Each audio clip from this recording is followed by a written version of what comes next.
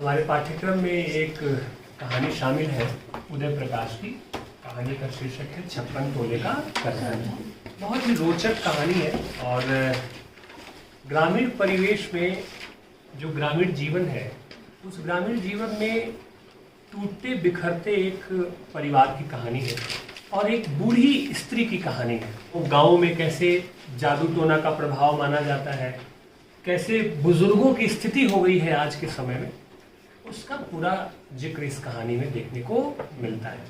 पहले कहानी का सार समझ लेते हैं संक्षेप में और फिर कहानी पे बातचीत करेंगे। मूल रूप से यह कहानी टूटते बिखरते पारिवारिक जीवन की कहानी है और एक बुजुर्ग की दुर्दशा की भी कहानी है, जिसमें यह कहानीकार ने दिखाने की कोशिश की है कि परिवार के लोग कितने लालची हैं कि एक बुजुर्ग को सिर्फ इसलिए जिंदा रखते हैं कि उस बुजुर्ग से उन्हें कुछ मिलने की उम्मीद है, और जब वह उम्मीद टूट जाती है तो उनका सारा जो सपना है वह किस तरह से धराशायी हो जाता है। ठीक है, कहानी कुछ ऐसी शुरू होती है कि कहानी कहने वाला जो पात्र है, कहानी का पात्र, उसका नाम है मुन्ना। क्या नाम है? मुन्ना। ठीक है, और मुन्ना अपनी 80 साल की दादी की कहानी कह रहा है। ठीक है, जिसके परिवार में कौन है? मुन्ना की माँ है, मुन्ना की चाची है, चाची जिसके पति बाहर किसी और के साथ रह गए हैं, अब वह घर नहीं आते। मुन्ना की एक बूढ़ी दादी है और फिर मुन्ना की बुआ है जो विधवा होने के बाद अब इसी घर में रहती है। इसी परिवेश की यह कहानी है जिसके बारे में उसने कहा है। कहानी की शुरुआत ही इस तरह से होती है कि मुन्ना की जो बूढ़ी दादी है, जो 80 वर्ष की दादी है, उनको घर में रहने के लिए कोई बहुत अच्छी जगह नहीं दी गई है। एक अंधेरा कमरा है, सीलन है, उस कमरे में पेशाब की बदबू आती है और उसी घर में वह पड़ी रहती है। दादी कभी कभी कमरे से बाहर निकल लेती हैं, नहीं तो ज़्यादातर समय वह कमरे में ही पड़ी रहती है। काफ़ी अंधेरा है उस कमरे में और दिन में किसी एक समय उनको खाने के लिए एक बर्तन में दाल, चावल, मिर्च और चटनी दे दी जाती है। दादी की कभी मर्जी होती है तो वो खा लेती हैं और कभी मर्जी होती है तो वो खाना वैसे ही छूट जाता है। दादी के बारे में एक विचार है उस पूरे परिवार के लोगों में कि इनके पास 56 तोले का करधन है। करधन कहते हैं कमर में बांधने वाला एक गहना होता है जो बहुत कीमती होता है। तो घर परिवार के सभी सदस्यों के मन में यह भाव या उनको लगता है कि 56 तोले की करधनी है उनके पास, जो कि बहुत कीमती है, और उस करधन को घर के सब लोग मिलजुल कर क्या करना चाहते हैं? पाना चाहते हैं। लेकिन दादी इस बारे में चुप है, वह किसी को कुछ इस बारे में कहती नहीं है। इस कारण से घर के लोगों के मन में एक खींच उत्पन्न होती है, एक टीस उठती है, गुस्सा भी आता है। और आप देखें कि परिवार की जो महिलाएं हैं, चाहे वह मुन्ना की माँ हो, मुन्ना की चाची हो और मुन्ना की बुआ हो, सब इनसे घृणा करती हैं, इनको नफरत का पात्र समझती हैं। यहाँ तक की भी परिस्थिति आ जाती है कि मुन्ना की जो चाची है वह बूढ़ी दादी के खाने में धूल मिट्टी तक भी फेंक देती है और कहती है कि ले जाकर के उसे दे दें। मुन्ना की दादी के बारे में एक और विचार परिवार के लोगों के मन में यह है, कहते हैं कि जब वह युवा थी तो बहुत सुंदर थी और उन्होंने किसी से जादू टोना सीखा और जादू टोना का असर इतना उल्टा हो गया उनके ऊपर कि उनका शरीर क्या हो गया? खराब हो गया। ठीक है, तो उनके बारे में यह भी मानना है कि इनको जादू टोना भी क्या है? जादू टोना का गुण भी इनको आता है। ये सारी चीजें भी वह सोचते थे। इसलिए कभी कभी जब दादी घर से बाहर निकल के कुछ काम धाम करती थी या कूड़े पे बैठ जाती थी तो सब उसको अपशगुन मानते थे। यहाँ तक कि बूढ़ी आज घर से बाहर निकली है, लगता है कोई बीमार पड़ने वाला है या कोई ना कोई अपशगुन होने वाला है। जब भी मुन्ना को दादी बुलाती अपने पास आने के लिए तो मुन्ना चाह करके भी उनके पास नहीं जाता, क्योंकि उसने कहानी सुन रखी थी कि जादू टोने वाले लोग कुछ इस तरह की चीजें करते हैं जिससे आदमी क्या हो जाता है? मर जाता है या वह बीमार पड़ जाता है। इसी खींच में देखें कि उनको इंतजार है कि यह बूढ़ी दादी जो है यह 56 तोले के करधन के बारे में बताएगी, लेकिन अंत तक वह करधन के बारे में बताती नहीं है। और इसी तरह से चीजें आगे बढ़ती चली जाती हैं। कहानी में एक घटना का जिक्र आया है बूढ़ी दादी के जीवन से जुड़ा हुआ, बूढ़ी दादी के पति के बारे में। कहानीकार ने लिखा है कि जो बूढ़ी दादी के पति थे, दरअसल वह काफी दबंग किस्म के आदमी थे और उनको चिड़ियों से, पक्षियों से बहुत प्यार था। और यह कहानी आज़ादी के पहले की कहानी है। भारत के जब देश आज़ाद हुआ था, उस देश की आज़ादी के पहले की पृष्ठभूमि में लिखी गई कहानी है। तो जो दादा थे, मुन्ना के दादा या जो बूढ़ी दादी के पति हुए, जो वो पक्षी प्रेमी आदमी थे। तो गांव के जो तालाब वगैरह थे, उन तालाब के किनारे अक्सर अंग्रेज अधिकारी क्या करते थे, शिकार करने के लिए आते थे। तो अंग्रेज अधिकारी को इन्होंने समझाया कि आप पक्षियों को ना मारे, लेकिन वह नहीं माना। तो एक बार अंग्रेज अधिकारी पक्षियों का शिकार कर रहा था, तब तक छिप करके इन्होंने क्या किया, बंदूक से गोली मारी और अंग्रेज अधिकारी क्या हो गया, मर गया। और उसको मार करके क्या हो गए, भाग गए। और अगले 25 सालों तक उनका कुछ अता पता नहीं चला। उनके बारे में तमाम तरह की कहानियां लोग कहते रहे कि कोई कहता है जर्मनी चले गए हैं, कोई कहता है रूस चले गए हैं। लेकिन 25 सालों बाद वो लौटे थे, और तब लौटे थे जब भारत आज़ाद हुआ था। और उन्होंने बताया कि कलकत्ते के एक किसी कारखाने में वो काम करते थे, और लौट के आने के बाद कुछ ही समय बाद एक बीमारी से उनकी क्या हो जाती है, मृत्यु हो जाती है। यह उनका प्रसंग है। और जब मुन्ना के पिता पूछते हैं बूढ़ी दादी से 56 तोले के करधन के बारे में कि वो करधन कहाँ है, वो मुझे दे दो, तो वह बताती है कि मेरे पास कुल मिलाकर के 10 तोले सोने ही थे, जिसमें से 6 तोले मैंने बच्चों की परवरिश में क्या कर दिया, खर्च कर दिया। बचे हुए जो 4 तोले थे, उसमें से 2 तोले मुन्ना की चाची को और 2 तोले मुन्ना की माँ को दे दिया था। तो उनका एक स्पष्ट था कि मेरे पास नहीं है, एक तरह से वो कहना चाहती थी, लेकिन फिर भी घर के लोगों को लगता था कि इसके पास 56 तोले का करधन है, और उस करधन के मिल जाने से क्या हो सकती है, हमारी गरीबी दूर हो सकती है, हमारी जो परिवार की जो समस्या है वह समस्या दूर हो सकती है। देखिए, कहानी के बहाने से ही जो आज़ादी के पहले का भारत था, उस आज़ादी के पहले के भारत में ग्रामीण परिवेश का जो जीवन था, उस जीवन को बहुत खूबसूरती के साथ कहानीकार ने उकेरा है।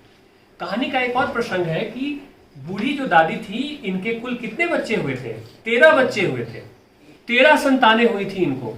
और इस 13 संतानों में से मुन्ना के पापा, मुन्ना के चाचा और मुन्ना की बुआ 3 ही बच पाए थे, बाकी 10 की क्या हो गई थी, मृत्यु हो गई। तो आप देखें कि अशिक्षा का कितना बोलबाला था उस तरह के समाज में, ठीक है। तो तमाम वो सारी चीजें जो आज़ादी के पहले के भारत के ग्रामीण परिवेश की जो बातें थी, उन बातों को कहानीकार ने इस कहानी में पिरोने का प्रयास किया है। तो परिवार के लोगों का यह मानना था कि घर में जो मुसीबतें हैं, घर में जो समस्या है, उस समस्या का कारण क्या है, दादी का जादू टोना है। कि दादी जादू टोना जानती है, दादी ने जादू टोना सीख लिया है, इसलिए क्या है, परिवार क्या है, बहुत मुसीबत में पड़ा हुआ है।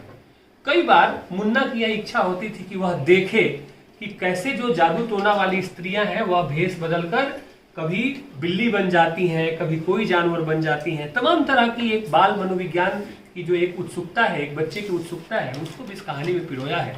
खैर, एक बार की बात है, तीज का उत्सव था, और घर वालों को लगता था कि दादी ने कहीं ना कहीं 56 तोले का जो करधन है उसे छिपा करके रखा है। तो मुन्ना के पिता आते हैं, और तीज के अवसर पे दादी माँ को बाहर ले जाया जाता है, उनको नहलाया जाता है, उनके लिए अच्छे अच्छे पकवान बनाए जाते हैं, खिलाने का प्रबंध किया जाता है, ताकि इस बीच समय निकल जाए। और इसी बीच मुन्ना के पिता उनके कमरे में घुसकर और जमीन की खूब खुदाई करते हैं। कि जमीन खोदने से पहले के लोग क्या करते थे, बहुत सारी चीजें जमीन के अंदर क्या कर देते थे, छिपा देते थे, गाड़ देते थे। मालूम है ना आप लोगों को, पहले की तरह ये लॉकर नहीं हुआ करता था, अलमीरा नहीं हुआ करती थी। तो गांव के लोगों को लगता था कि कोई भी कीमती खजाना या कोई भी कीमती चीज छुपाने के लिए जमीन ही सबसे अच्छी जगह है। तो गांव के लोग अक्सर जमीन के अंदर बहुत सारी चीजें छुपा देते थे। तो घर के लोगों को ये लगा कि इन्होंने जरूर न जरूर उस 56 तोले के करधन को मिट्टी में, घर की मिट्टी में गाड़ दिया। तो जिस कमरे में वो रहती थी उसको पूरा आदि से अंत तक मुन्ना के पिताजी ने कोड़ा, खोदा, लेकिन 56 तोले का करधन फिर भी नहीं मिला। ज्योतिषी को दिखाया गया, ज्योतिषी से पूछा गया कि बताएं आप कि हमारे यहाँ कहाँ 56 तोले का करधन छिपा करके रखा है, लेकिन इन तमाम बातों का भी कोई असर नहीं हुआ, ठीक है। और 56 तोले का करधन किसी को नहीं मिला। लेकिन फिर भी घर के लोगों को यह कहीं ना कहीं उम्मीद जागती रही कि भाई 56 तोले का करधन है तो है ही। एक बार की बात है कि दादी एक दिन फिर से कमरे से बाहर निकलकर कूड़े पर बैठ जाती हैं और उनको देख करके लगता है कि उनकी तबीयत बहुत खराब है, उनको दस्त हो रहा है, उनके कपड़े खराब होते जा रहे हैं, वह कांप रही हैं। ऐसे में लगा कि लगता है कि यह बुढ़िया क्या हो जाएगी, मर जाएगी। अच्छा, एक और बात है, परिवार के सदस्य जो कुछ भी उनको दाना पानी देते थे तो इस उम्मीद में उनको जिंदा रखा था कि किसी न किसी दिन यह 56 तोले के करधन के बारे में बता देगी। अन्यथा दादी के जिंदा रहने से उनको बहुत ज्यादा मतलब नहीं था, बहुत ज्यादा का जरा भी मतलब नहीं था। उसको किसी तरह से जीवित रखा था ताकि उनके मन में जो एक प्रश्न था 56 तोले के करधन को लेकर के, वह क्या हो, हल हो जाए और करधन मिल जाए। तो दादी एक दिन कमरे से बाहर निकलती है, उनकी तबीयत बहुत खराब हो जाती है और दस्त होता है, उनका कपड़ा खराब होने लगता है, कांप रही है वो। तो परिवार के सदस्यों को लगता है कि अब बुढ़िया के जाने के दिन आ गए हैं, अब ये मरने वाली है। उनके पास पहुंचते हैं, उनसे झूठ बोला जाता है कि मुन्ना के पिता यानी कि दादी के बेटे मुन्ना के पिता की बहुत तबीयत खराब है और हम लोग बहुत बदहाली में जी रहे हैं। 56 तोले का करधन कहाँ छुपा कर रखे रखा है वह बता दो ताकि उससे उनका इलाज कराया जा सके। पूरे परिवार में बूढ़ी दादी जो थी वो सबसे ज्यादा मुन्ना के पिता, जिनका नाम रामे था, उनको और मुन्ना को बहुत स्नेह करती थी। लेकिन इतना पूछे जाने के बाद भी उनकी तरफ से कोई उत्तर नहीं आया। तब फिर कहा गया कि मुन्ना की भी तबीयत क्या हो गई है, खराब हो गई है और ऐसी परिस्थिति में भी आप करधन के बारे में बता दो। लेकिन दादी कुछ न बोली, दादी चुप रही और दादी की जो मैली धोती थी वह दस्त से क्या हो गई, लिथड़ गई थी। चाची ने क्या किया, मुन्ना की चाची ने 3-4 बाल्टी पानी उनके ऊपर क्या किया, उड़ेल दिया, फेंक दिया और वो बिल्कुल मूर्छित जैसी हो गई और हाय दित राम कहती रही। किसी को पता नहीं चल पा रहा था कि हाय दित राम क्यों कह रही है, इसके पीछे का मतलब क्या है। और आखिर उस गीले कपड़े में ही दादी को कमरे के अंदर, कोठी के अंदर क्या कर दिया गया, कोठरी के अंदर गीले कपड़े में ही दादी को डाल दिया जाता है और पता चलता है कि अगले दिन सुबह दादी की मृत्यु हो जाती है। दादी की मृत्यु के बाद दाह संस्कार पर भी मुन्ना के पिता रामे नहीं पहुंच पाए, वे 7वें दिन पहुंचे। माँ की मृत्यु हो गई है लेकिन बच्चा कब आ रहा है, 7वें दिन आ रहा है और 10वें दिन के पश्चात उनकी कोठरी से सारा सामान निकाल करके फेंक दिया जाता है। तो देखा गया कि दादी की जो पोटली थी उसमें एक लकड़ी का काला घोड़ा मिला, ठीक है, जो काला पड़ चुका था। एक गेंद मिली जो बहुत काली हो गई थी। कुछ गुड़ के मीठे के कुछ टुकड़े मिले जो अब सड़ गए थे, खराब हो गए थे। इसके सिवा कुछ नहीं मिला। चाची जो थी उसने अंधियारी कोठरी में झाड़ू लगा दिया, कमरे को साफ कर दिया गया, लक्ष्मी सहस्रोत का जाप किया गया और सबको लगा कि दादी के जाने के बाद घर का क्या हो गया, पाप कट गया, ठीक है। और मुन्ना के पिता रामे ने फिर से एक बार पूरे घर की खुदाई शुरू कर दी कि अब तो वो नहीं है, अब तो देखें। पूरे घर को खोद मारा लेकिन बुआ जो भी खोदते थे मलवा ला करके बुआ आंगन में फेंकती थी। राम ने कोठरी से लेके आंगन तक का पूरा फर्श खोद दिया लेकिन चारों तरफ मिट्टी ही मिट्टी थी। उनका अपना शरीर भी मिट्टी से भर गया लेकिन 56 तोले का करधन फिर भी कहीं नहीं मिला और उनका दिमाग सनक गया इसके बाद और करधन मिलने की आशा भी क्या हो गई, समाप्त हो गई। और जब करधन की आशा लुप्त हो गई, मिलने की उम्मीद जब समाप्त हो गई तो फिर से एक बार घर का वातावरण फिर से भूतौना हो गया, भूतिया वातावरण हो गया। जो प्रारंभ में ऐसा माना जाता था कि दादी के जादू टोना सीख लेने से इस घर का वातावरण भूतिया वातावरण हो गया है, भूत प्रेतों जैसा हो गया है। वो जादू टोना जानती हैं, वह फिर से एक बार भूतिया हो जाता है और घर पहले की तरह बीमार हो गया, भूतिया हो गया और 56 तोले का करधन मिलने की आशा भी क्या हो गई, समाप्त हो गई और यहीं पे ये कहानी समाप्त हो जाती है। लेकिन ये तो हो गया कहानी का सार, लेकिन कहानी में मूल उद्देश्य क्या है, कहानीकार कहना क्या चाहता है, ठीक है। तो सबसे पहली बात है, पहला जो बिंदु है वह है आजादी के पहले के भारत के गांव में व्याप्त अंधविश्वास का चित्रण, ठीक है। अभी भी है गांव में अंधविश्वास, पर उसकी तुलना में अब क्या है, कम हुआ है, थोड़ी कमी आई है। लेकिन आप देखें कि गांव में क्या होता है, जादू टोना, डायन, भूत, प्रेत, इस तरह की चीजों में लोग बहुत यकीन करते हैं। और यह बात तो तब और ज्यादा थी जब आजादी के पहले के भारत की आप बात करें तो लेखक ने इस कहानी में यह बताया है कि ग्रामीण परिवेश में किस तरह से लोग अंधविश्वास का शिकार हो जाते हैं और अंधविश्वास को एक बहुत भरोसे की चीज मानने लगते हैं। ठीक है, जैसे कि जादू टोना होगा, डायन हो गया, ये मानते हैं कि डायन रूप बदल लेती है, वह स्त्री से किसी पशु में बदल जाती है, बिल्ली में बदल जाती है। तमाम तरह की ऐसी घटनाओं और दृश्यों का चित्रण यहाँ पे किया गया है। तो उस अंधविश्वास, उस ग्रामीण परिवेश के अंधविश्वास का चित्रण लेखक ने इस कहानी में किया है। दूसरा चित्रण है ग्रामीण परिवेश के बिखरते और टूटते सामाजिक जीवन का चित्रण, कि किस तरह से परिवार धीरे धीरे बिखर रहा है, परिवार धीरे धीरे टूट रहा है, और उस परिवार में जब तक परिवार के सदस्यों को आपसे कोई लाभ नहीं है तब तक वह आपको किसी काम की चीज नहीं समझते। इस पूरी कहानी को पढ़ने के बाद आप देखेंगे तो आप ये समझ पाएंगे कि अगर 56 तोले के करधन की उम्मीद नहीं होती परिवार के लोगों को तो शायद बूढ़ी दादी इतने लंबे समय तक भी क्या होती, जी नहीं पाती। वो किसी तरह से उनको जीवित रखा जा रहा था। तो किस तरह से लालच कह लें या जरूरत कह लें या आवश्यकता कह लें, मनुष्य उस लालच, उस जरूरत और उस आवश्यकता में मानवीय मूल्यों को क्या होता जा रहा है, भूलता चला जा रहा है। और तब तक वह आपको प्रेम नहीं करता है, तब तक वह आपका ख्याल नहीं रखता है जब तक उसे इस बात की कोई उम्मीद नहीं कि आपको उससे कुछ मिलने वाला है। इस विषय को भी बहुत जोरदार ढंग से इस कहानी में क्या किया गया है, प्रस्तुत किया गया है। और तीसरी बड़ी बात जो इस कहानी की सबसे महत्वपूर्ण बात है, महत्वपूर्ण बिंदु है, वह है वृद्धों की दुर्दशा का चित्रण। हमने कल भी एक कहानी पढ़ी थी, अपना रास्ता लो बाबा। उसमें आपने देखा होगा कि बेंचू बाबा की क्या स्थिति है जो बुजुर्ग हो गए। तो बुजुर्गों की स्थिति किस तरह से हमारे समाज में दयनीय होती जा रही है, वो किस तरह से उपेक्षित होते जा रहे हैं, इसका बहुत ही कारुणिक वर्णन प्रसंगवश इस पूरी कहानी में लेखक ने किया है। आप देखें कि वो जो दादी थी किस तरह से घर में रहती थी, कचरे में पड़ी रहती थी, पेशाब की बदबू आ रही है, ठीक से उनको खाना नहीं दिया जा रहा है, उनके खाने में धूल मिट्टी तक डाली जा रही है, उनसे किस तरह से घृणा कर रहे हैं परिवार के सारे सदस्य। यानी कि वो प्रेम के लिए नहीं बनी है, सम्मान के लिए नहीं बनी है, जैसे कि घृणा के लिए ही बनी है। भाई तुमसे हमारी जरूरत सिर्फ क्या है, 56 तोले के करधन तक का है, वह हमें चाहिए, हमें तुमसे कोई लेना देना नहीं है। और आज देखें कि हमारे समाज में किस तरह से वृद्धाश्रम की परिकल्पना होती जा रही है। बच्चों को ये लगता है कि बुजुर्गों की जगह हमारे घर में नहीं रही।